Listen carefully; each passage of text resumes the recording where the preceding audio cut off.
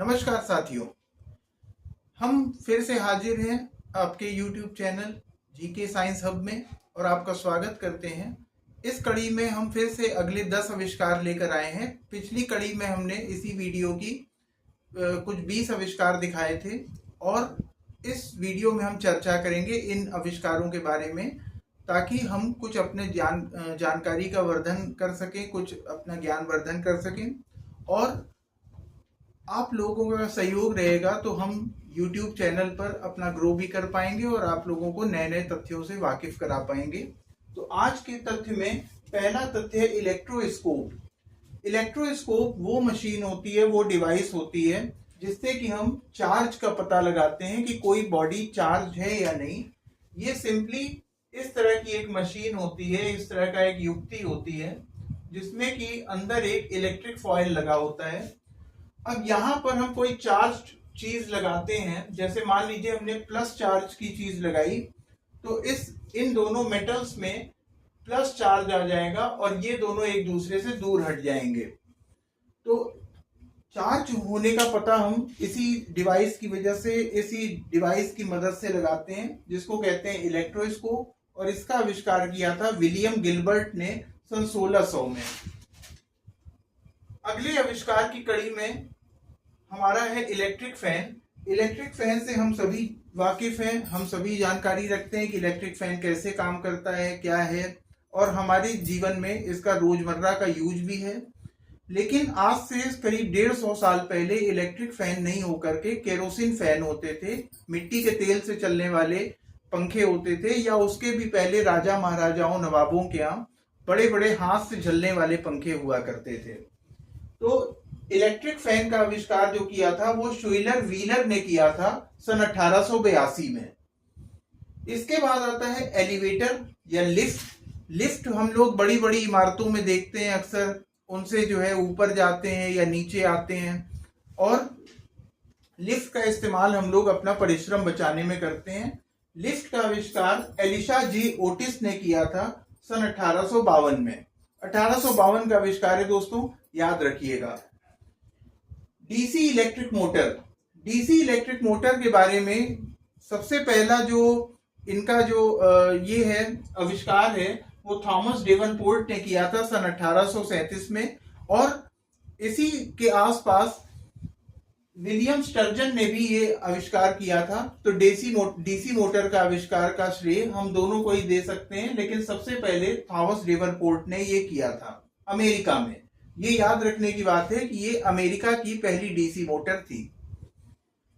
इसके बाद आता है इलेक्ट्रोमैग्नेट। इलेक्ट्रोमैग्नेट एक ऐसी युक्ति है जो करंट के चुंबकीय प्रभाव पर चलती है, मैग्नेटिक इफेक्ट ऑफ करंट पर। और जहां कहीं भी करंट किसी कंडक्टर में चलता है वहां पर अपने आसपास एक मैग्नेटिक फील्ड बनाता है जो कि करंट के ठीक 90 डिग्री या परपेंडिकुलर होती है, लंबवत होती है, यानी करंट और मैग्नेटिक फील्ड एक दूसरे के लंबवत होते हैं। तो इस इलेक्ट्रोमैग्नेट का आविष्कार विलियम स्टर्जन ने किया था 1824 में, और यहीं से 1820 में मैं बता देना चाहूंगा कि हैंस ओरस्टेड थे। हैंस ओरस्टेड ने इलेक्ट्रिक करंट के मैग्नेट इफेक्ट का या मैग्नेटिक इफेक्ट का खोज किया था कि जहां कहीं भी करंट चलता है वहां पर अपने चारों ओर एक मैग्नेटिक फील्ड बनाता है। फ्लोरीन। फ्लोरीन का जो आइसोलेशन है वो हेनरी मॉयसन ने किया था सन 1886 में, लेकिन इसके तत्व होने की घोषणा आंद्रे मैरी एम्पियर ने कर दी थी। और आंद्रे मैरी एम्पियर वही वैज्ञानिक हैं जिनके नाम पर इलेक्ट्रिक करंट की यूनिट रखी गई है, एम्पियर। जैसे हम लोग देखते हैं कि 1 एम्पियर या 5 एम्पियर या 10 एम्पियर इस तरह का करंट की रेटिंग लिखी जाती है, तो ये आंद्रे मैरी एम्पियर के ही नाम पर रखी गई है। इसके बाद आता है फाउंटेन पेन। फाउंटेन पेन का पेटेंट मैं बता देना चाहूंगा कि वाटरमैन के पास है। लुइस ई वाटरमैन सन 1884 में इन्होंने ये आविष्कार किया था। इसके बाद आता है हाइड्रोजन। हाइड्रोजन पूरे ब्रह्मांड में, पूरे यूनिवर्स में सबसे ज्यादा पाया जाने वाला तत्व है, इसकी खोज किया था हेनरी कैवेंडिश ने सन 1766 में। हेलीकॉप्टर का जो सोच पैदा हुई वो परपेंडिकुलर टेक ऑफ या परपेंडिकुलर लैंडिंग से पैदा हुई थी, और इसका आविष्कार जो किया था वो आइगोर स्किरोवस्की ने किया था सन 1939 में। और ये एक बहुत इंपॉर्टेंट आविष्कार है, ये एक बहुत महत्वपूर्ण आविष्कार है जो कि आज हमें कई रूपों में दिखता है और युद्ध, बचाव कार्य, इन सभी में इस्तेमाल में आता है।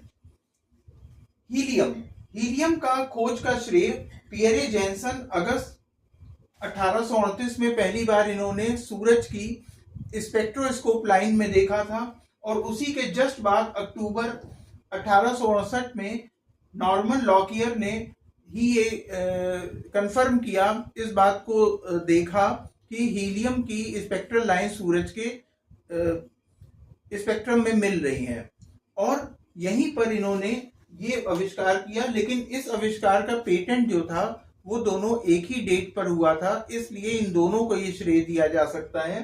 सन 1868 में हीलियम गैस का आविष्कार हुआ था, और हीलियम गैस के बारे में मैं बता देना चाहूंगा कि ये ब्रह्मांड की दूसरी सबसे बड़ी एलिमेंट है, दूसरा सबसे ज्यादा पाया जाने वाला तत्व है। तो आज के वीडियो के बारे में हम लोगों ने ये कुछ 10 आविष्कार जाने। इसके बाद हम लोग अगली कड़ी में कुछ और चीजों के बारे में जानेंगे जो जीके और साइंस से रिलेटेड होंगी, जो जीके और दूसरी जनरल साइंसेस या सामाजिक विज्ञान से रिलेटेड होंगी। तो तब तक के लिए मैं आपसे विदा चाहूंगा। आपका होस्ट अभय धन्यवाद चाहता है आपसे। धन्यवाद।